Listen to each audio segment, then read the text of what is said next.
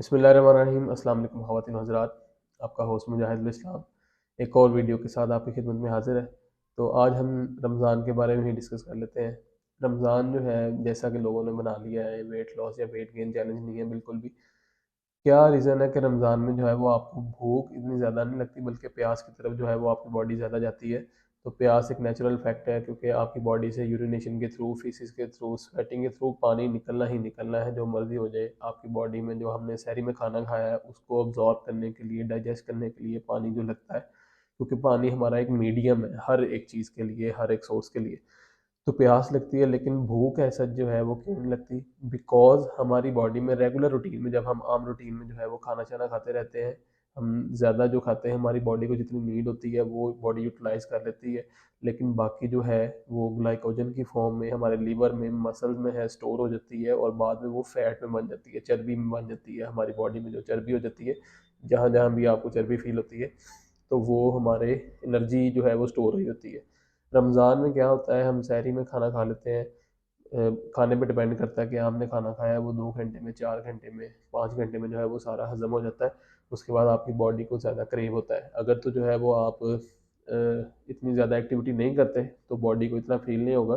Sedentary lifestyle से हम कहते हैं, और आम जुबान में जो है वो कोई काम नहीं कर रहे, बस घर में रहते हैं। तो अगर हम जॉब शॉब कर रहे हैं, कोई वर्किंग जॉब है, मतलब घूमना फिरना भी है, या ऑफिस में भी बैठना, आपका दिमाग लग रहा है, दिमाग के लिए भी जो है वो एनर्जी चाहिए होती है, तो आपको जो है वो ज़्यादा फील होते हैं, या फिर भूख भी आपको लगती है।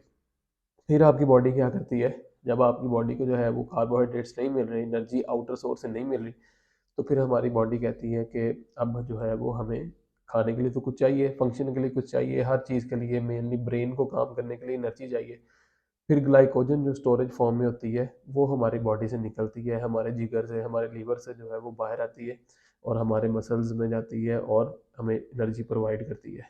इसी तरह जो है वो आपका जो है वो वज़न तो नहीं, ऐसा जो है वज़न कम होता है, लेकिन क्योंकि शाम को आप फिर खाना खा लेते हो, फिर वो बैलेंस हो जाती हैं चीज़ें। तो आपका जो है वो स्टोर एनर्जी होती है, आपकी जो चर्बी होती है वो पिघलना शुरू होती है। कीटोसिस हम इसे प्रोसीजर को भी कह देते हैं, कि वो फैट को एज आ एनर्जी मीडियम यूज़ करने लग जाती है हमारी बॉडी, हालांकि कार्बोहाइड्रेट्स को नॉर्मल ज़िंदगी में करती है।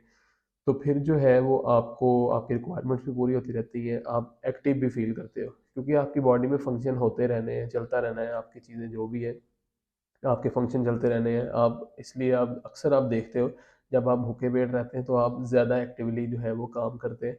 ये एक रीज़न ये भी है कि जब हम फैट से एनर्जी लेते हैं ना, तो वो 1 ग्राम ऑफ फैट जो है वो 9 किलो कैलोरीज देता है।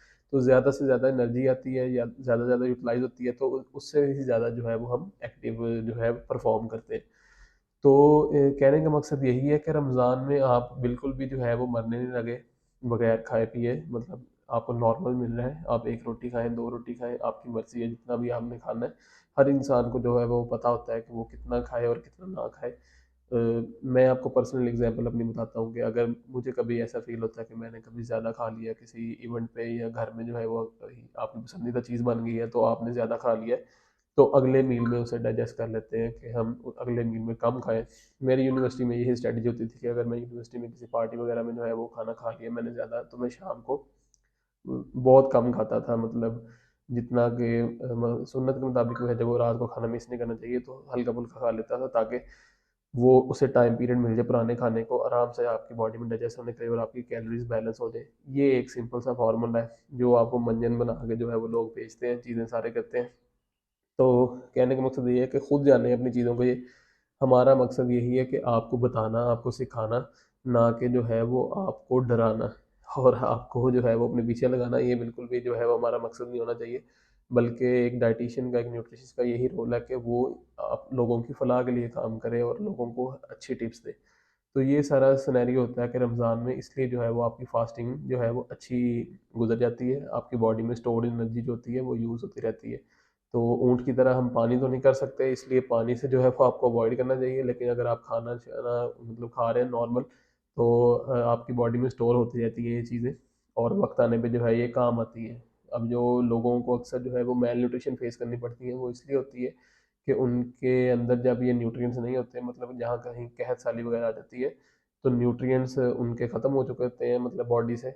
मतलब आउटर सोर्स से नहीं मिलते, तो बॉडी से जो है वो यूटिलाइज करते करते जब बाहर से नहीं मिल रहा, हमारे साथ तो ये होता है कि हम जो है वो एक टाइम नहीं खाना खाते तो अंदर से स्टोर यूज़ होगी, उसके बाद जब हमने खाना खाया वो फिर बैलेंस हो गई उस चीज़ में। जिन लोगों को नहीं मिलता उनका यही होता है कि उनकी बॉडी से फिर जाती रहती है और बॉडी जो है वो प्रोटीन एनर्जी में न्यूट्रिशन की तरफ चली जाती है। मतलब जब एंड पे जब हमारे कार्बोहाइड्रेट्स भी यूज़ हो जाते हैं या फैट भी यूज़ हो जाता है, फिर प्रोटीन की बारी आती है। प्रोटीन जो है वो एंड वाला डिफेंसिव मैकेनिज्म होता है, प्रोटीन एंड पे यूज़ होता है कि प्रोटीन आखिरी सोर्स होता है कि जब एनर्जी नहीं मेरी बॉडी को तो फिर मसल से जो है वो एनर्जी जाने लग जाती है आपकी बॉडी से, फिर जो है वो काम खराब हो जाता है। तो ये चीज़ें ना आम लोगों को भी सीखने की ज़रूरत है और बड़ी आसान सी हैं, अपनी डेली ज़िंदगी में आप अपनाएं। अल्हम्दुलिल्लाह सारे जो है वो लोग समझदार हैं, समझते हैं अपनी चीज़ों को। तो यही आज की वीडियो का मकसद था। इंशाल्लाह आपसे अगली वीडियो में एक नए मैसेज के साथ मैं इंशाल्लाह जल्दी ही मिलूँगा। तब तक के लिए अपने होस्ट मुजाहिद इस्लाम को इजाज़त दीजिए और दुआ कीजिए, और हमेशा याद रखें, मैं हमेशा जो है वो लोगों को यही फोकस करता हूँ इस चीज़ पे कि एक दूसरे के साथ अच्छा बिहेवियर रखें और गेमें ना करें किसी के साथ एक दूसरे के साथ, बल्कि जो है किसी की मासूमियत का नाजायज़ फ़ायदा ना उठाएं, बल्कि हमेशा जो है वो कोशिश करें। अगर कोई आपको पता लग भी गया है कि अगला बंदा ना समझ है या शरीफ इंसान है, तो उसको तंग ना करें, क्योंकि फिर अल्लाह आपको ऐसा तंग करेगा आप फिर किसी काबिल नहीं रहेंगे। लेटली या सुनर जो भी आपके साथ ऐसा हो जाएगा, इसलिए हमेशा ध्यान रखें और अच्छे काम करें। अल्लाह हाफिज़।